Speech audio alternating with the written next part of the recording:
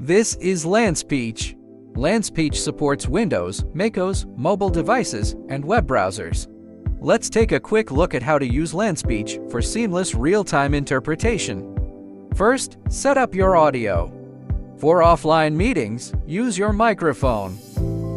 For online meetings or videos, switch to device or mixed audio.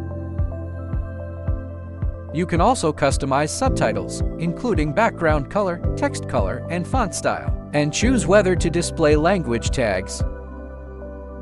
LanSpeech supports automatic recognition of Chinese, English, Japanese, and Russian, and two-way translation across 24 languages. You can choose one-way or two-way modes and switch subtitle display styles. Click Start to begin interpretation and End to stop. Share results via link or QR code with optional password protection. No app download is required for viewers.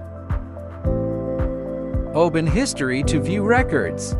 All your sessions are automatically saved. You can review, search, and manage records anytime. Export audio, transcripts, or bilingual content as needed, or generate AI summaries instantly with the AI assistant.